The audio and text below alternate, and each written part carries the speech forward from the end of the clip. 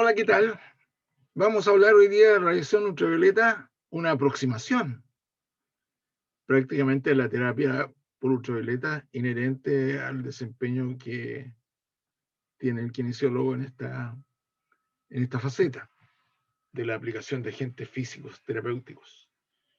Por lo tanto, es muy probable que en las sesiones posteriores hagamos alguna profundización acerca de este tema. Pero hablar de radiación ultravioleta es hablar prácticamente de la vida en nuestro planeta y cómo el ser humano interactúa en este tipo de radiación ultravioleta. Habíamos visto los capítulos iniciales de esta introducción a los agentes físicos, a los fundamentos de los agentes físicos, las radiaciones electromagnéticas. Y por lo tanto, esta es una parte del espectro electromagnético que contempla radiaciones con una determinada longitud de onda. Ya he visto lo que significa los rayos infrarrojos, después vimos lo que significaba la radiación a través del láser, y hoy día vamos a prácticamente desarrollar una introducción a este capítulo.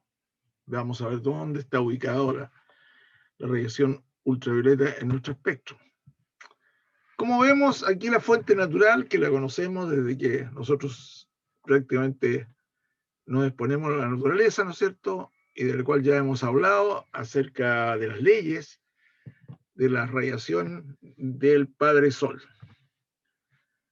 Es el Sol el productor de la mayor cantidad de radiaciones luminosas, infrarrojas y evidentemente radiaciones cósmicas y la radiación ultravioleta.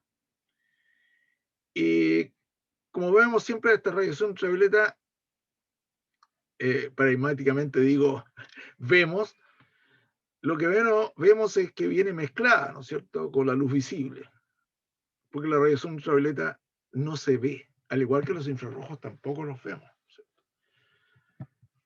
Entonces vamos a tener en la luz visible que nos llega una mezcla de radiación. Entre ellas entonces está la radiación ultravioleta. Como ven en esta diapo, ¿no es cierto? Podemos ver cómo las radiaciones ultravioletas llegan mezcladas con todas las otras radiaciones. Y aquí en la diapositiva vemos cómo determinadas radiaciones ultravioletas no llegan a la Tierra. Se entiende que son frenadas o reflejadas o absorbidas por una capa invisible que nosotros tampoco vemos, pero que sabemos que está ahí, de la cual se ha hablado mucho y que la vamos a explicar aquí un poco en esta introducción, que es la capa de ozono. La capa de ozono deja pasar algunas radiaciones ultravioleta, pero no todas. Las más cortas, las que son la UVC, ¿no es cierto?, no llegan. Aquí están, ¿no es cierto? Esa radiación no llega. Es una radiación que ya está prácticamente en el área de radiaciones ionizantes y por lo tanto van a afectar directamente nuestra vida. Por lo tanto, esto de la capa de ozono es fundamental, porque si nosotros tenemos esta capa muy delgada o hay un forado, como se ha hablado, ¿no es cierto?, en esta capa, vamos a dejar pasar radiaciones ultravioletas que serían indeseables e incompatibles con la vida de nuestro planeta. Quizá el cambio climático está mostrando algunos cambios. Y esto debido a que nosotros mismos, en nuestra humanidad, ha producido en esta época, en la era del antropoceno, ¿no? Ha producido agentes que adelgazan esta capa de ozono o la eliminan prácticamente.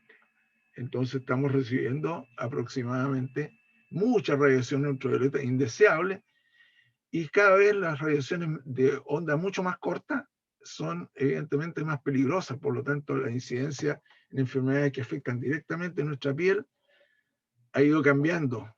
Hay mayor incidencia en cáncer en la piel. Por eso es tan importante que nosotros no solamente vamos a aplicar una lámpara, sino que también somos agentes educadores y agentes de cambiar para, nuestras formas de vida a través de la educación. Así que por eso que clase va a ir enfocada prácticamente a esta parte de entender qué son las radiaciones ultravioletas y cuál es la importancia de no seguir contaminando y rompiendo esta capa de ozono. Vemos ahí, ¿no es cierto?, que la radiación ultravioleta de tipo A, que es la más frecuente y la que nosotros incluso producimos en nuestros hogares a través de los tubos fluorescentes, son las que nosotros seguimos constantemente a través de la radiación solar y la radiación, como digo recién, por ejemplo, la radiación producida por los fluorescentes, la iluminación, es de tipo UVA, que nosotros tenemos mecanismos adoptados para combatir esa radiación, y también la UVB, pero esta UVB es mucho más corta, es mucho más peligrosa y está pasando hacia nuestro sistema. Pero esta que está acá más gruesa se conoce como UVC, ultravioleta de tipo C. Veamos. El origen de esta terapia a través del sol fue adjudicada, ¿no es cierto?, al Premio Nobel de Medicina el año 1903, a través de la terapia para la tuberculosis cutánea. Entonces, a través de eso se conoció un poco más de lo que eran las radiaciones ultravioletas y nace la helioterapia o actinoterapia. Hoy día, con la vacunación sobre la tuberculosis, esta incidencia de esta enfermedad también ha disminuido notoriamente, a pesar de que de repente hay algunos picos, y la Organización Mundial de la Salud está muy preocupada también de la evolución de esta enfermedad producida, ¿no es cierto?, el bacilo tuberculoso o bacilo de Koch. Entonces, durante un periodo bastante frecuente, por allá por los años 50, 60, existían en Chile algunos lugares donde se hacía actinoterapia y se llevaba a los pacientes que padecían de tuberculosis. Luego que se masificó y la vacuna logró llevar un alivio para proteger a la población de eso, prácticamente esos recintos donde se hospitalizaban tuberculosos desaparecieron. Por lo tanto, había lugares específicos que se conocían como zonas donde se llevaba a estos pacientes para hacer tratamiento de helioterapia, o sea, acción directa de la radiación ultravioleta, y se usaba el sol como agente más importante. Hay lugares de Chile que yo los conocí en la zona central, en Cajón del Maipo, San José, por ejemplo, el lugar donde había bastantes lugares donde se llevaban estos pacientes. Cerca de la costa también, ahí en un balneario que se llama Yoyeo, también habían casas de reposo y casas de tratamiento para pacientes y para hacer helioterapia por las condiciones climáticas que se dan en esos lugares. Bueno, así vemos nuestro Padre Sol, que es fundamental para nuestra vida. Nosotros dependemos abiertamente del Sol para todas nuestras funciones, y fue justamente el Sol, a través de la transducción de energía lumínica a química a través de la fotosíntesis, que nosotros podemos existir en nuestro planeta. Por lo tanto, este es el lado cúlmine de la génesis de la vida, prácticamente a través de las radiaciones solares. Así que no es menor que este tema sea tan importante para la vida.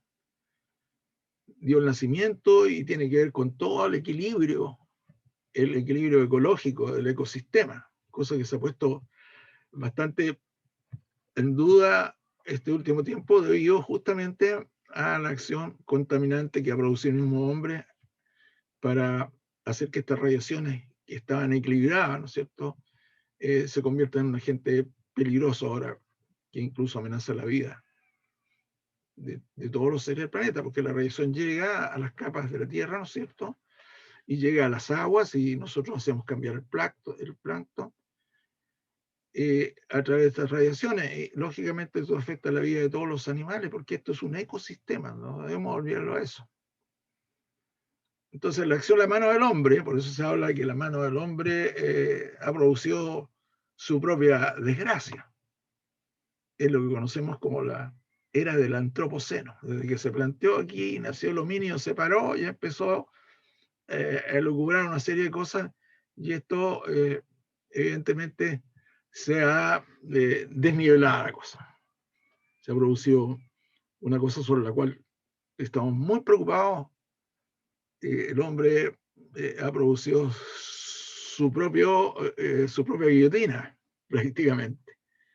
Pero bueno, sigamos adelante. Esas son consideraciones para ser discutidas en otro plano, pero hay que estar atentos que esta justamente es una de ellas, sobre las cuales nosotros como agentes de salud tenemos que estar preocupados y tenemos que hacer educación y tenemos que empezar a predicar con el ejemplo. Está en nuestras manos la vida de nuestro sistema. Aquí estamos con las radiaciones electromagnéticas. ¿Se acuerdan ustedes que ya de 700 para arriba teníamos los infrarrojos?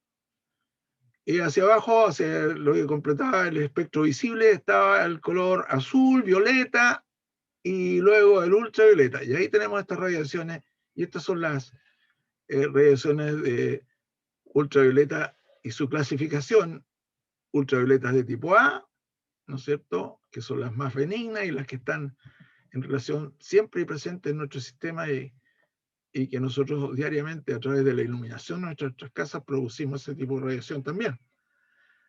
Y son las radiaciones beneficiosas para nuestro sistema y beneficiosas para nosotros mismos, porque activamos una serie de mecanismos biológicos importantes en nuestra piel para transformar, por ejemplo, la vitamina D, ¿no es cierto?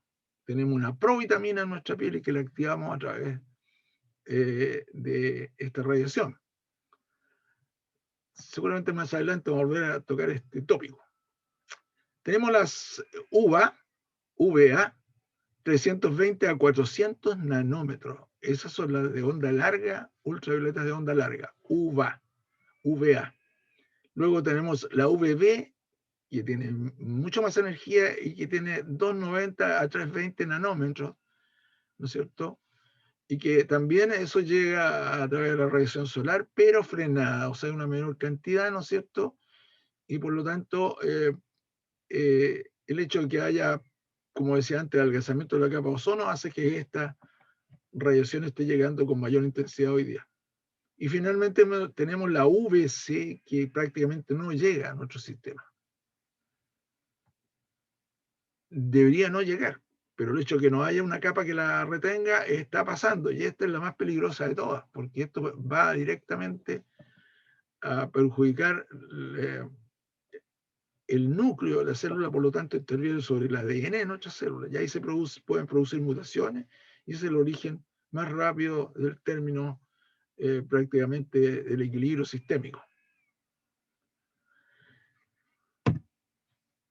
Tenemos dos fuentes naturales, que sería nuestro Padre Sol, y luego fuentes artificiales. Aquí tenemos una fuente con esto que se ve, ¿no es cierto?, aquí al lado, en esta fotografía, radiaciones de tipo UVA producidas por fluorescentes. Esa es una forma, pero también podemos producir con más energía a través de sistemas y lámparas especiales de mercurio, por ejemplo, o de xenón, que producen radiaciones ultravioleta mucho más cortas y que se pueden usar con algunas restricciones en algunas aplicaciones.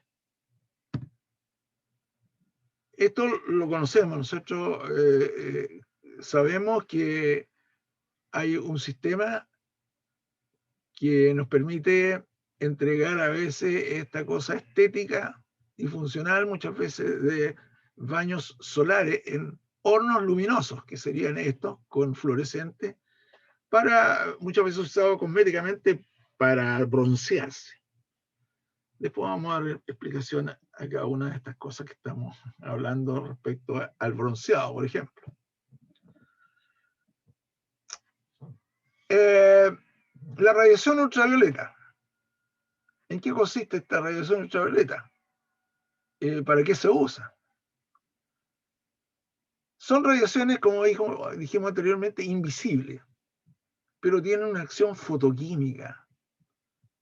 Veíamos que los infrarrojos tenían una acción fototérmica. Esta es fotoquímica, quiere decir que actúa químicamente y cuyos efectos principales son estimulantes y letales.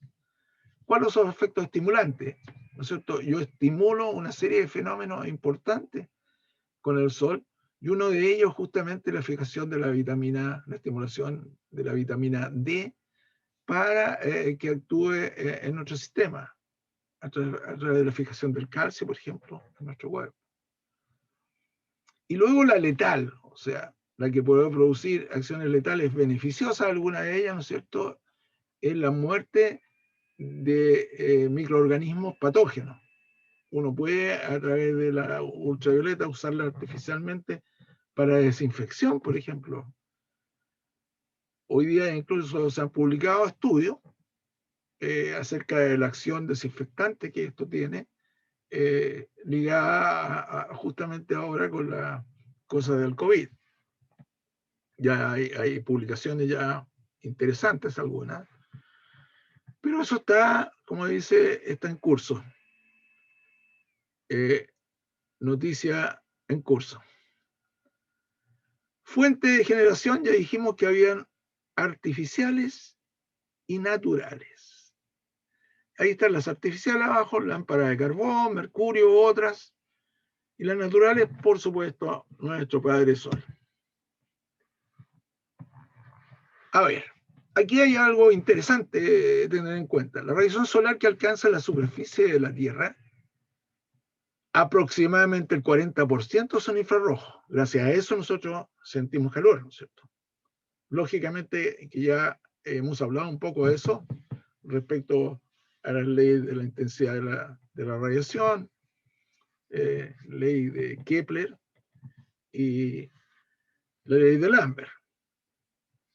Pero el 50% es de infrarrojo, ¿cierto? Perdón, el 50% son de infrarrojos. El 50% es la luz visible. Gracias a ese fenómeno nosotros vemos y tenemos la visión que nos permite ver. También esa radiación tiene que ver con la fotosíntesis. Así que el 50% lo aprovechamos bastante bien. Igual en este tiempo también aprovechamos el 40%, a pesar de que ya se ha alejado, ¿no es cierto?, el sol, o nosotros nos hemos alejado del sol, y al estar bajo el sol sentimos que nos calienta también en las mañanas, sobre todo.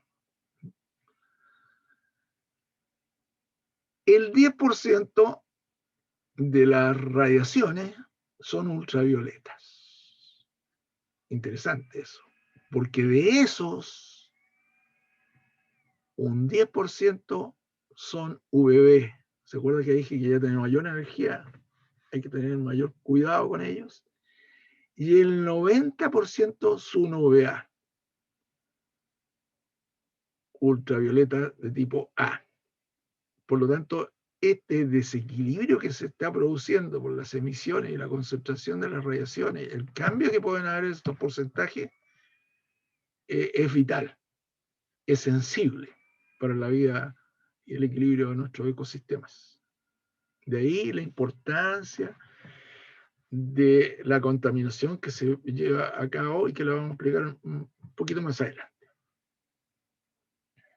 Aquí vemos justamente lo que vamos a hablar, es esto que está aquí abajo y que se relaciona con esto mismo de lo que hemos hablado aquí arriba. La capa de ozono, ¿no es cierto? Y ahí dice claramente que por 1% de reducción de la capa de ozono, la UVB, que es de mayor energía, aumenta 1,5%, lo que arriesga y conlleva que un aumento de un 4% y un 6% en cáncer de la piel. Eso es tremendamente alarmante, por decirlo menos. Los principales responsables de la disminución de la capa de ozono justamente son estos contaminantes que se llaman clorofluorocarbonos, CFC. Cuando ustedes vean esta sigla, CFC, es una sigla maldita. Por lo tanto, esta es la que hace que la capa de ozono se disminuya. Más adelante vamos a volver en otra diapositiva a hablar de esto, ¿no es cierto? Esto es lo que normalmente nosotros disfrutamos y lamentamos muchas veces, como el caso de esta caricatura, de la radiación solar. Esto es lo que disfrutamos, de abajo, ¿no es cierto? Radiación ultravioleta.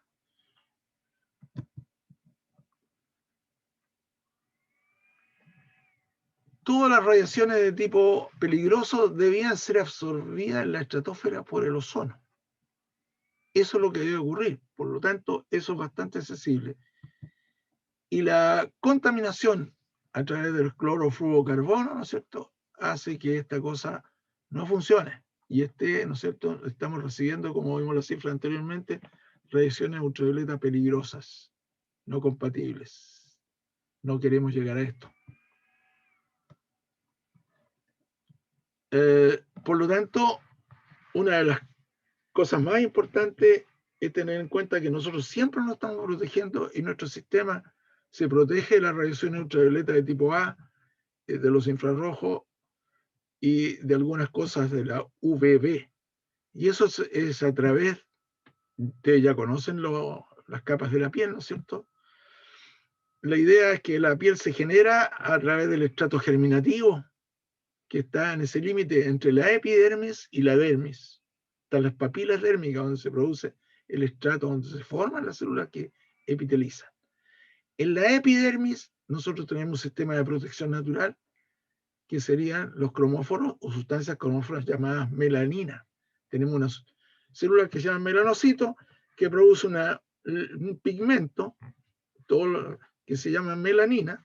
Este pigmento es una sustancia cromófora, color, ¿no es cierto?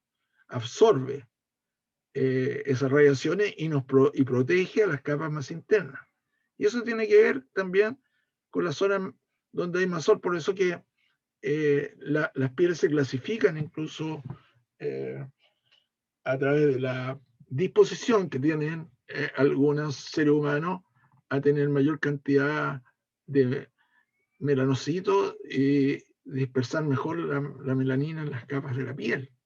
El caso de la existencia de razas, ¿no es cierto?, o de personas que viven. Cosa que uno utiliza a veces aquí en nuestro occidente como una forma cosmética de poder cambiar el color de la piel. Será una connotación, contexto cultural diferente. Pero la melanina es efectivamente el pigmento protector que cubre nuestra piel y que se hace a través de los melanocitos. ¿Qué es lo que pasa con esto que ven ahí, que ustedes llaman quemadura por el sol? La verdad que no es una quemadura producida por infrarrojo, sino que aquí directamente las reacciones que nosotros vamos a tener son reacciones nocivas, inflamatorias de la piel, y que son reacciones inmunitarias del sistema de defensa de nuestra piel. Por eso que es importante la protección. Hoy día, evidentemente que la radiación siempre ha sido amigable y siempre cuando uno no se protege se va a quemar, pero hoy día esto de la cosa de la quemadura se transforma en el concepto que necesita saber el kinesiólogo en un agente que no es embellecedor, sino todo lo contrario. Es un agente nocivo, traumático para la piel. Por lo tanto, notoriamente tenemos que protegernos más. ¿Qué pasa en los ambientes donde no hay mucha contaminación, como puede ser al lado del mar, donde hay mayor cantidad de viento, entonces recibimos despiadadamente las radiaciones más puras? En este caso, radiaciones que están siendo, por lo que dije antes, más peligrosas. ¿Qué pasa en la nieve, por ejemplo? La gente dice que va a la nieve y que por suerte está un poco nublado.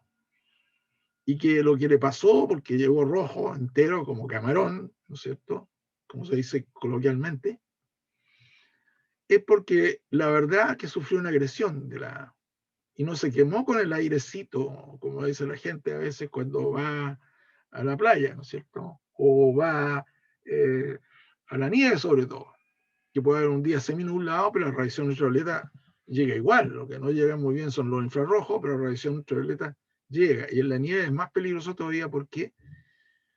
Porque la nieve y sus cristales de agua se transforman en agentes reflectantes. Reflejan las radiaciones y los cuerpos oscuros, en el caso de nosotros, son los que absorben las radiaciones solares. Y por lo tanto, despiadadamente estamos recibiendo la acción de eso. De esos rayos que hoy día, por este desequilibrio en las radiaciones, lógicamente que representan un peligro. Así que debemos tener conciencia, no solamente para nosotros, sino también para los niños, en la protección de esta cosa.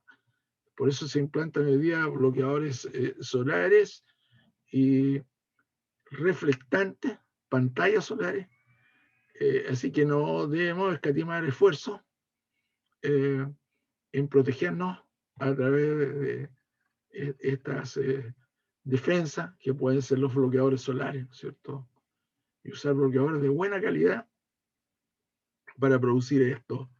O agentes reflectantes como pueden ser pantallas de colores que, sobre todo el blanco, para reflejar ahí también las radiaciones y no ser absorbida por nuestra piel. Así, ojo con eso, protegerse bastante bien cuando se va a estos lugares, aunque digan que están medio nublados. La gente no se quema ni sufre inflamación de la piel por el airecito, sino directamente por la absorción de radiaciones ultravioletas. Ahí está nuevamente para entender mejor esto, ¿no es cierto? Fíjense, la UVC no llega, porque el ozono, la capa de ozono es la que protege. La UVB pasa mucho menos. La UVA llega casi en su totalidad y lógicamente que mientras más corta la radiación se aproxima a la UVB, más peligrosa se pone. Por lo tanto, nos interesa que las ondas más largas, el espectro más largo, sean bien llevadas a la Tierra para producir, lleguen hacia la Tierra bien para producir la activación de las que hablábamos de las vitaminas, la vitamina D en este caso. Esto es lo que ocurre con la capa de ozono. Ozono está representado por O3, ¿no es cierto? Fíjense, O3 es el ozono. En el ozono tenemos 3 moléculas de oxígeno.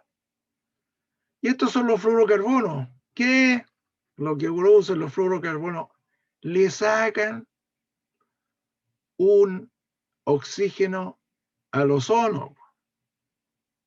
Entonces el ozono ya se adelgaza, ya no es el mismo, se rompe y por lo tanto tenemos un forado. Así que por eso que se trata de terminar con esta cosa de la contaminación a través, por ejemplo, de los propelentes de determinadas pinturas o determinados gases que producen esto, ¿no es cierto?, con los clorofluorocarbonos. Ahí está representado eso. Le robamos un oxígeno y transformamos este cloro en un monóxido de cloro. Y lógicamente que ciertamente arriba no nos interesa el oxígeno, nos interesa el oxígeno que está aquí abajo. El oxígeno no nos interesa arriba en la estratosfera. Así que alguno quisiera ver que bueno que sea porque hay más moléculas de oxígeno, pero están ahí arriba. Y la que nos interesa es que haya O3, no O2, ¿ya? Y por lo tanto, así se pierde la molécula de oxígeno y prácticamente adelgazamos o eliminamos la capa de ozono.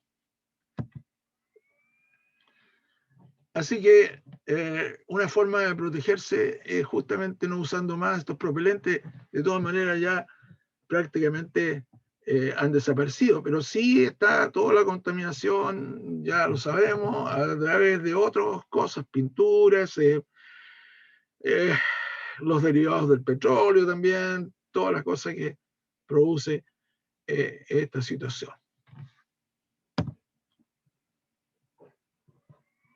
Bueno, nosotros sabemos que la piel es la cosa fundamental y que ya habíamos hablado durante esta sesión, ¿no es cierto?, de lo que significa en la epidermis la existencia de la melanina.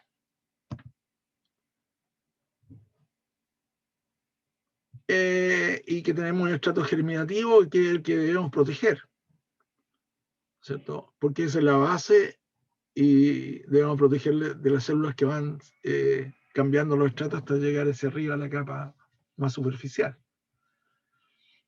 De ahí que es importante esta situación.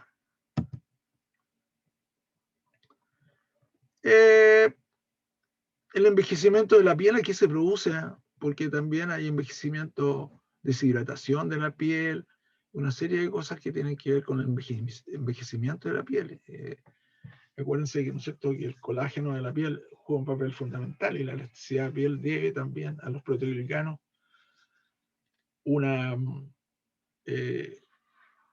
propiedad importante y lógicamente que esta pérdida de agua, la deshidratación, el contexto de alterar y transducir la energía anormal de estos ultravioletas en agentes agresivos, la piel va produciendo un envejecimiento más precoz de la piel y evidentemente también la aparición de células cancerosas.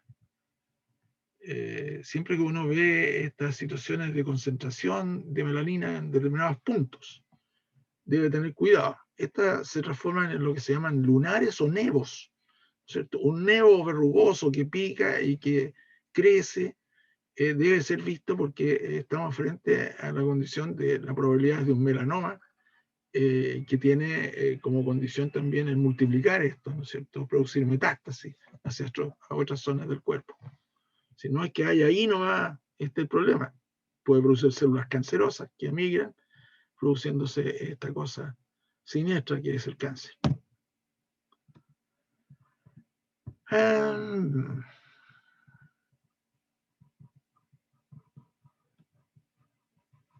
Dicen, todas las radiaciones de ultravioleta de menos de 400 nanómetros son las más activas y determinan gran parte de las alteraciones biológicas producidas por la radiación solar.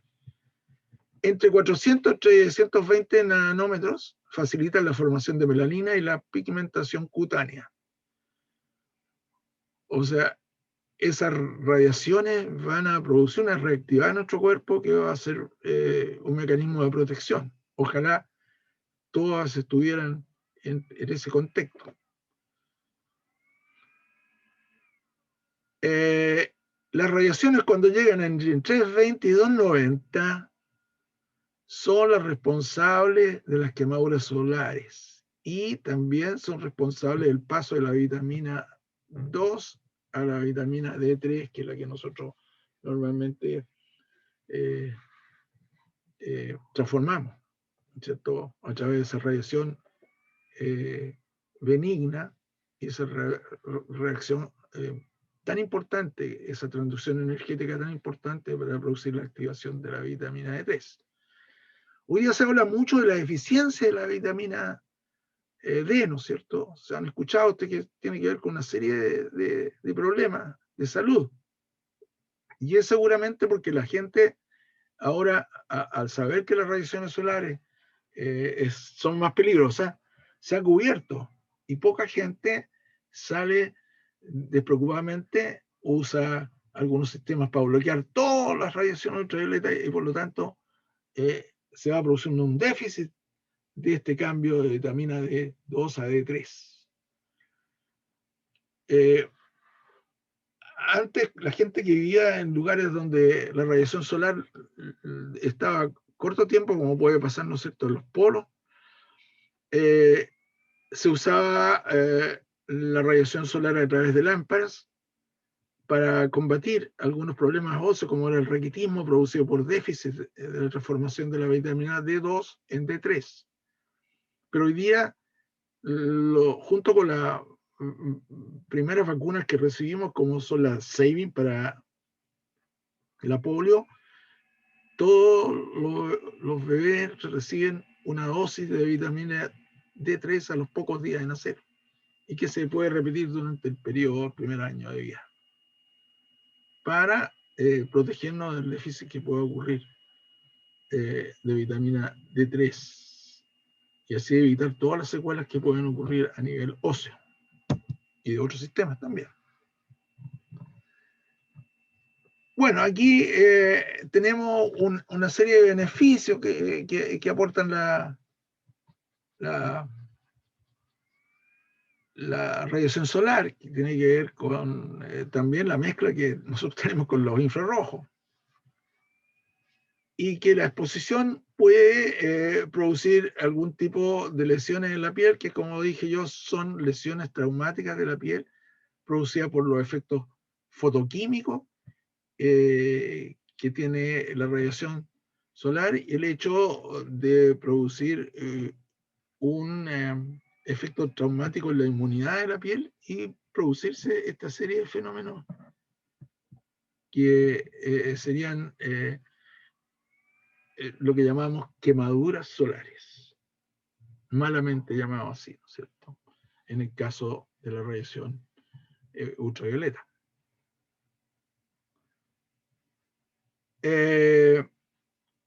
Por eso que es importante muchas veces ver qué tipo de personas pueden, que tienen que tener más cuidado. Todas las personas que son de piel muy blanca, que tienen poca melanina, debían ser mucho más protegidos o tener que hacer una prueba para ver si es necesario empezar con una forma determinada en la piel o que el contacto con la radiación produzca reacciones mucho más graves que la que podría ser con una persona que está con una piel más tolerable al calor, o perdón, a la radiación. Y eso se pueden hacer pruebas que vamos a explicar un poquito más adelante, en zonas más sensibles donde no recibamos mucha luz para ver qué grado de tolerancia o qué dosis es necesaria empezar a trabajar en la exposición solar, frente a la exposición solar. ¿Para qué se utiliza la radiación ultravioleta con efectos benéficos? Es una serie de problemas que nosotros podemos tener en la piel y que constituyen parte de lo que más adelante sería una segunda parte de esta exposición. Este es como dije, una introducción a la radiación ultravioleta. ¿Por qué? Porque esta serie de afecciones necesitan de protocolos cada vez más precisos y cada vez más modernos. Por lo tanto, siempre hay que estar ligado a las evidencias que mejoran en la exposición a la radiación ultravioleta. El uso de tecnología más vigente también es importante. Lámparas que sean adecuadamente bien diseñadas, habíamos hablado, ¿no es cierto?, que la UVA tiene determinadas propiedades y que por lo tanto la lámpara nos tiene que decir qué porcentaje de radiación ultravioleta tiene, si es de tipo UVA y si es UVA larga o corta, si tiene radiaciones de tipo B, también es importante que así aparezca. Bueno, aquí aparecen estas enfermedades, ¿no es cierto? Psoriasis, que es una enfermedad desgraciada, porque revela también un aspecto estético, pero también se constituye en un largo sufrimiento de las personas que la tienen, porque la piel se hiere, está permanentemente afectando la estética, incluso cuando aparece en grandes zonas del cuerpo, incluso en la cara. El eczema, ¿no es cierto? El acné, que afecta a muchas personas, no solamente a jóvenes, porque el acné a veces aparece en la adolescencia, pero este acné puede incluso prolongarse por mucho tiempo frente a la ingestión de algún medicamento o frente incluso a la alimentación. Hay personas que incluso son intolerantes al gluten y presentan alteraciones como este tipo, como el acné, por ejemplo. El vitiligo, que tiene una connotación estética y de repente de bastante problema para las personas que lo tienen, ¿no es cierto? La pitiriasis liquinoide es crónica, enfermedad de piel bien específica y que conviene ser diagnosticada por un dermatólogo.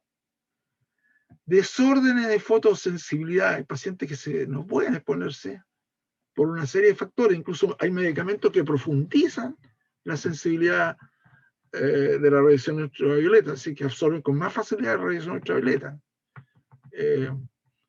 Vamos al final a mostrar unas tablitas con algunos de esos puntos. Algún producto relacionado con otras enfermedades que pueden subsistir, ¿no es cierto? O pueden ser comorbilidades, como son enfermedades renales, que ocasionan un prurito. Pueden ser tratadas también, ¿no es cierto?, con este tipo de radiaciones para mitigar los efectos nocivos de esa situación. Ahí vemos, ¿no es cierto?, ahí están arriba, una serie de alteraciones patológicas que es necesario que sean diagnosticadas y que el kinesiólogo que trabaje en esta situación, que se meta en el campo de la dermatología, sería importante que las conociese. Hay situaciones nuevas que pueden decir que sí, el kinesiólogo debió trabajar en esto. Muchas veces los tratamientos, que son tratamientos bien específicos, lo hacen gente que no es profesional. Por ejemplo, las estetistas. Entonces no puede ser un estetista que esté tratando afecciones que son de tipo, no tiene nada que ver la cosmética con una situación que es problema de salud directamente relacionado con conocimiento. Por eso es importante que esto sea como un inicio, ¿no es cierto?, de conocimiento de lo que ustedes puedan lograr hacer, logrando una especialización en dermatología.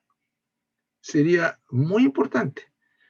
¿Por qué? Porque me ha tocado a mí, como kinesiólogo, con algunos años, hacer algunas cosas con ultravioleta que debían estar siendo hechas en forma especialista.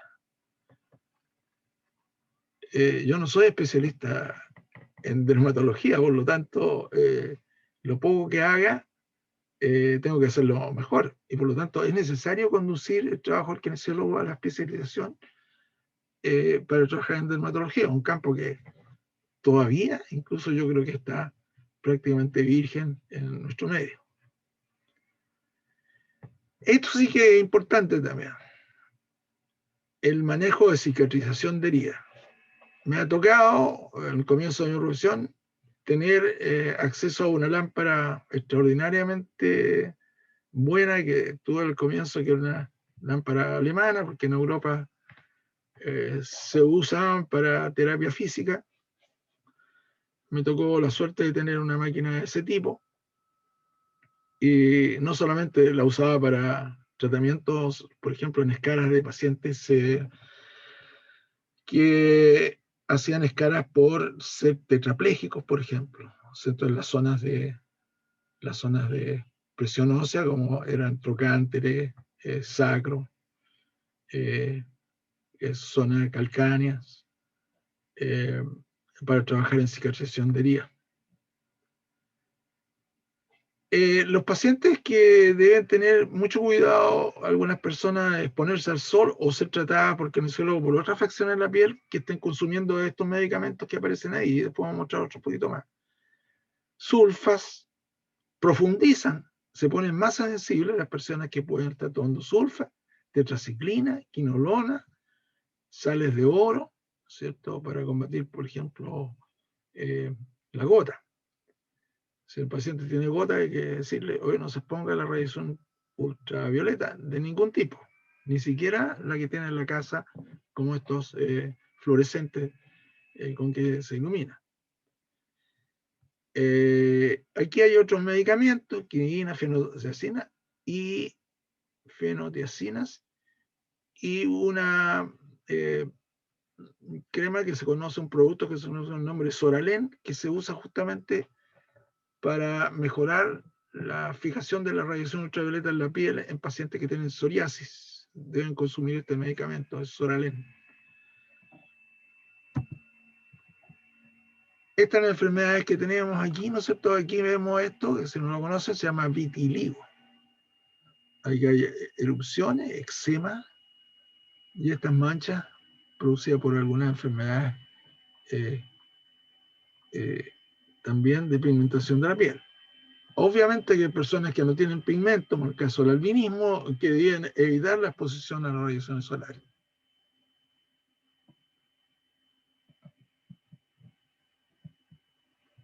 Ahí hay otro paciente con vitiligo, ahí hay un paciente con eczema. La verdad es que el asunto de las formas de la piel, como uno las ve, es bastante delicado, ¿no es cierto?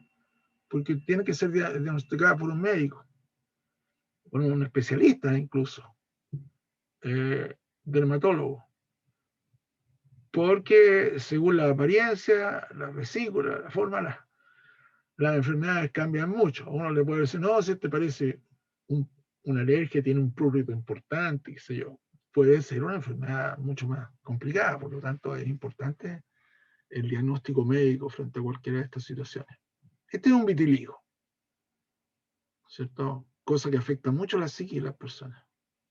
Yo he conocido colegas que han estado en tratamiento con ultravioleta por tener vitiligo que los acomplejaba bastante.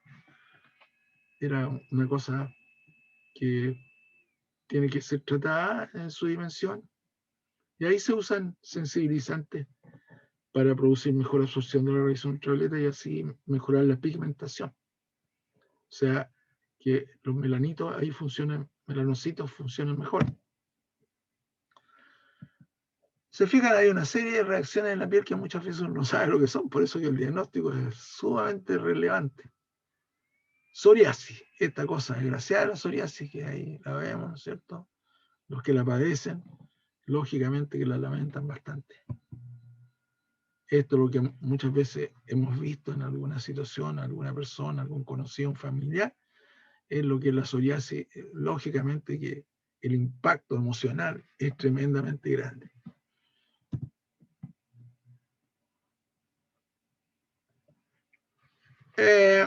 Hay un sensibilizador de la radiación ultravioleta UVA, que es el Soralen.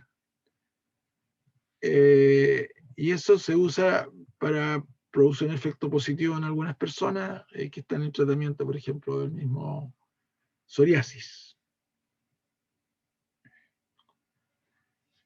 Y eso es importante. Decir lo relevante que significa la protección solar. ¿Eh? Ojo con esa cosa que... Aquí tenemos un cuadro de tiriasis liquenoide. Es una infección que aparece y que se diagnostica por el médico y con la indicación correspondiente.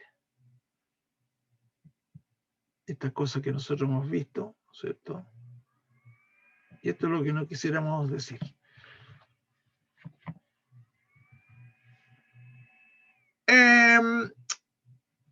¿Cómo podemos calcular una dosis de ultravioleta mínima? Por eso se llama que voy a calcular en pacientes que nos interesa ver su sensibilización a la radiación ultravioleta y como primer acercamiento en cualquier tratamiento que nosotros queramos hacer, nosotros debemos hacer esta prueba de la dosis eritematosa mínima, ¿ya? Dosis eritematosa mínima, que tiene que ver cómo se comporta la piel frente a la radiación ultravioleta. La idea es minimizar los daños que puede tener la exposición de la piel. Entonces se usa una prueba, se cubre la zona, de modo que no haya ningún acercamiento, sino prácticamente se va a constituir una zona en que yo pueda ver y experimentar cuál es el comportamiento de la piel.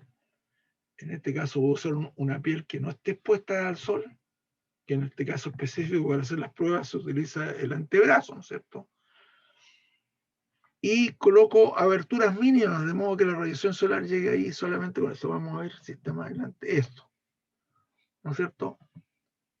Cubro lo demás y solamente dejo abierto con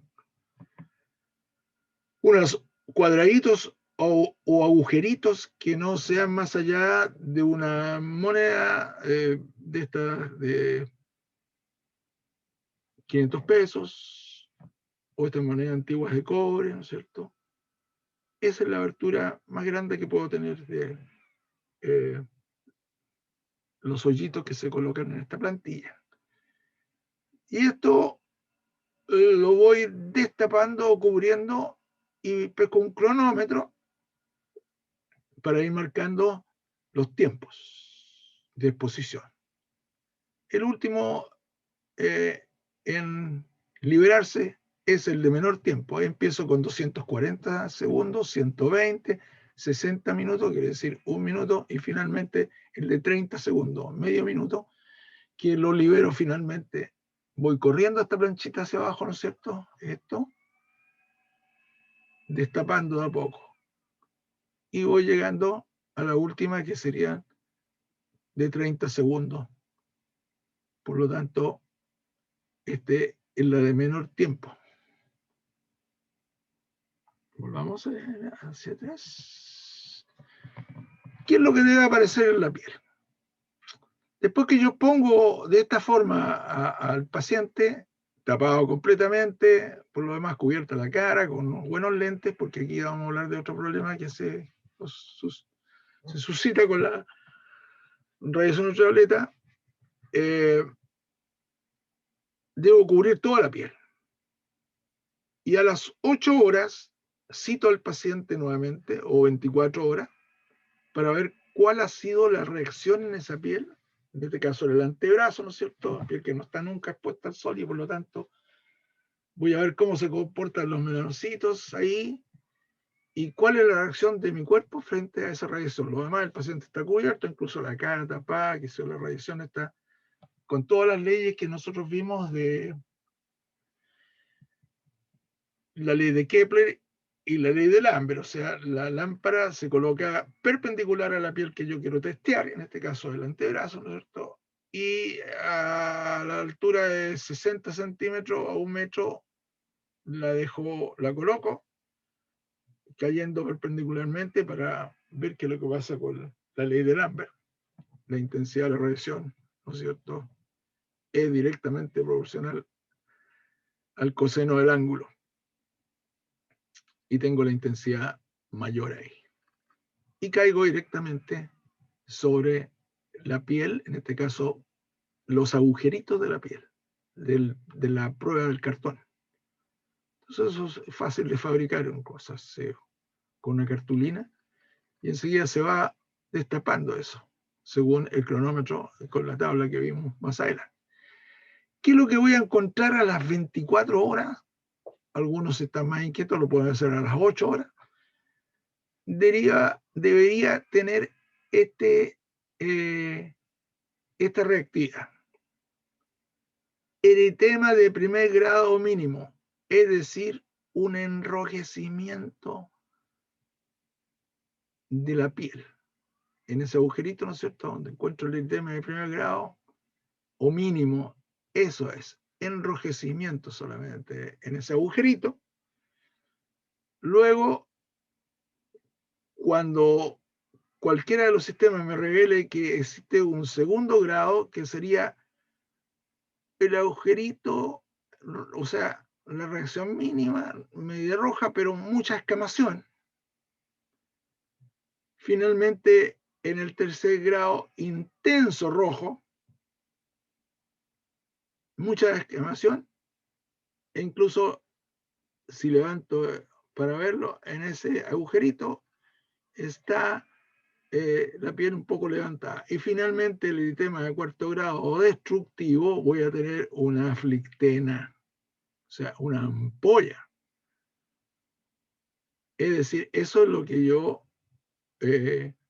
veo. Seguramente algunos han visto sin hacer la prueba, han visto la reactividad que puede ser cuando alguien ha ido y ya se ha expuesto brutalmente a las radiaciones solares y tiene flictenas en la piel, en la zona que incluso está ahí. Es decir, insolación, tiene otra serie de reacciones más, fiebre, incluso algunas personas tienden a desmayarse, etcétera, producto de la absorción de la radiación solar generalizada y expuesto en piel bastante delicada.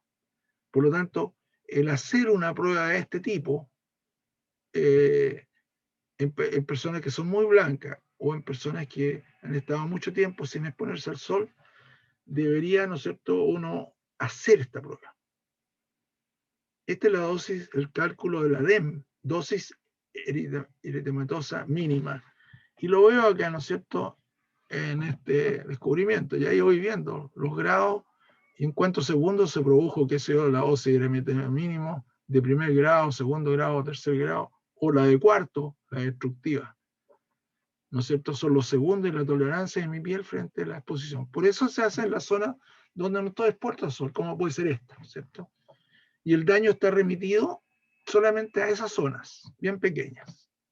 Entonces, así yo me protejo y protejo al paciente de las radiaciones que voy a tener con la misma lámpara si está haciendo el tratamiento en alguna zona del cuerpo. Lo someto a esta prueba primero. Entonces, esta es la tolerancia, una prueba de tolerancia a la radiación ultravioleta.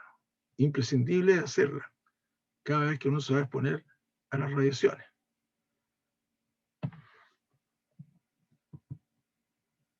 Esto es lo que ocurre muchas veces, ¿no es cierto? Lo hemos visto. Esta barbaridad, por esta cosa de no protegerse, no usar sistemas protectores.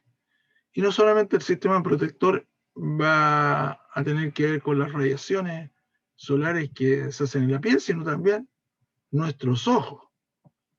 Nuestros ojos, de los cuales yo no veo, solamente veo la luz, y si estoy en una zona así, puedo producir daño en los ojos, que son importantes. ¿No es cierto? Entonces, tengo estos efectos fisiológicos en portales locales, que sería la pigmentación por migración y aumento de la melanina.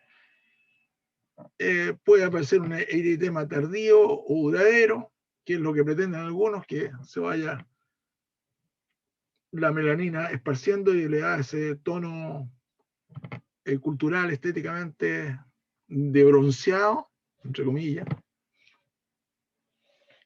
Y esto. Pero los efectos generales más importantes que hoy día le adjudicamos al sol en nuestra piel es la producción de la vitamina D, que pasa de ergosterol, pasa de vitamina D2 a la vitamina D3 de hidrocolesterol,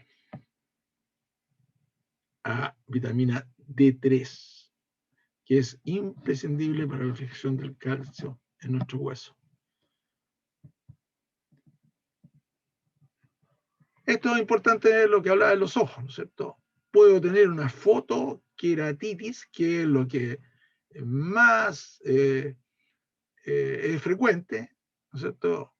Que es una afección en la córnea, que acción fotoquímica en la córnea, que produce esta inflamación y que es alarmante. Algunas personas dejan de ver, etcétera. O la conjuntiva, se llama conjuntivitis actínica. Ya sea la fotoqueratitis y la conjuntivitis actínica son lo más frecuente que uno puede ver en gente que está expuesto mucho rato al sol. Por lo tanto, ¿qué es imprescindible aquí? Usar gafas. Gafas reflectantes que reflejen, no que absorban, que reflejen las radiaciones ultravioletas, que no dejen pasar las radiaciones hacia el exterior. Por lo tanto, siempre uno que puede comprar algún lente de protección solar, estas gafas, es imprescindible hacer una prueba de qué tipo de radiación está dejando pasar y otra que está absorbiendo o reflejando. Otra importante lesión que puede ocurrir, ¿no es cierto?, es la opacidad del cristalino, nombre que se conoce como las cataratas. El sol puede producir finalmente cataratas. También opacidad del cristalino. O sea, las cataratas no solamente son efecto del envejecimiento, sino también pueden ser producidas por la exposición permanente a las radiaciones solares.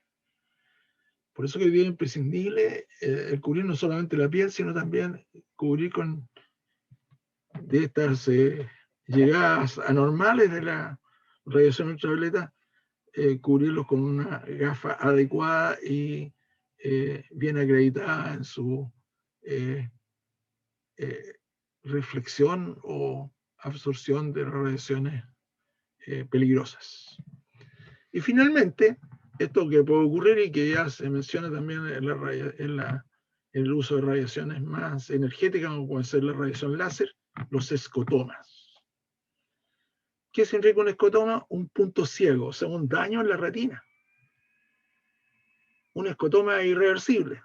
Por lo tanto, debemos tener cuidado con nuestros ojos y el uso de gafas de buena calidad son importantes. Ya habíamos hablado de eso cuando se habla de la aplicación del láser. El láser es mucho más peligroso porque basta que haya la exposición a la radiación láser de cortos segundos para que produzcamos un escotoma. Por eso se habla de peligroso, sobre todo las radiaciones que se hacen directamente a los ojos cuando hay personas que juegan con eso. Eso me parece brutalmente inconcebible. Pero bueno, la ignorancia tiene madre, es madre de muchos males, se tienen muchas formas de presentarse. Una de esas es esa. Aquí tenemos, ¿no es cierto?, un paciente con una reactividad tremendamente importante. Habíamos visto, ¿no es cierto?, la fotoqueratitis. Ahí tenemos uno. Y a la fotoqueratitis, como se observa aquí, ¿no es cierto?, fíjense, la córnea.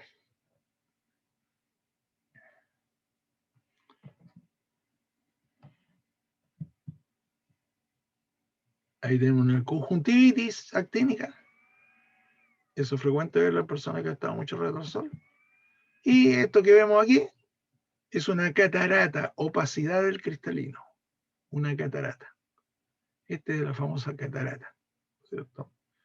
Gente que se expone frecuentemente a rayos solares ha estado toda su vida, es más frecuente que rápidamente antes que aparezcan las cosas que de repente son producto del envejecimiento, como las cataratas, aparezca mucho antes, en edades más jóvenes, antes de los 50 años, hay gente que tiene catarata porque ha trabajado toda la vida al sol, etc. Y el escotoma, ¿qué es esto? Yo tengo un punto ciego, un punto negro en la mitad del ojo y veo eso. Una cosa negra, una mancha negra. Estamos frente a un escotoma irreversible. ¿Ya? Contraindicaciones de la aplicación de ultravioleta. También tenemos que conocerlas de partida. Afecciones graves cardíacas, hepáticas, renales, enfermedades en estado agudo, cualquiera de que ellas sea, hemorragias, tumores malignos o benignos, hipertensión grave, tuberculosis pulmonar evolutiva, no sabemos dónde va a llegar, arteriosclerosis manifiesta, el síndrome hipertensivo, estado febriles, asma bronquial, esclerosis múltiple y lupus, ojo con eso, insuficiencia circulatoria grado 2 o mayor. Bueno, ¿qué más podemos decir? ¿No es cierto? Que esto ha sido una introducción. La verdad, las cosas que es conveniente decir que la radiación ultravioleta que prácticamente son las radiaciones que tienen que ver con nuestra existencia, deben ser tomadas como bastante en serio y que son un capítulo importante para el desarrollo de kinesiólogos que deben dedicarse al tratamiento de afecciones que afectan a la piel. Entonces, constituyendo una verdadera especialidad en dermatología respecto a este agente físico. Por eso que seguramente más adelante dedicaremos específicamente, dedicaremos nuestro tiempo a, a mostrar algunas evidencias respecto y hablar más profundamente de tipos de piel, etcétera. Cosa que escapa un poco a esta primera parte, que es conocer la radiación ultravioleta. Así que yo creo que esto es una cosa muy motivante para el trabajo del kinesiólogo. Y algunos de ustedes seguramente van a ir, ir por eso, y espero que sea así. Motivarlos a que descubran nuevas formas de tratamiento en dermatología. Que no tienen que ver muchas veces con el aspecto cosmético, que se habla siempre de que el aspecto cosmético tiene que ver con la ultravioleta, el kinesiólogo va a trabajar solamente con bronceado, etc. No, y vamos a trabajar con enfermedades y con tratamientos que tienen que ver con enfermedades de la piel. Así que por eso es necesario una especialización y profundizar estos conocimientos. Seguramente más adelante en alguna versión, los que siguen mi canal verán una versión 2 o 3 de ultravioleta. Les deseo un buen desarrollo de esta materia. ¿Ya?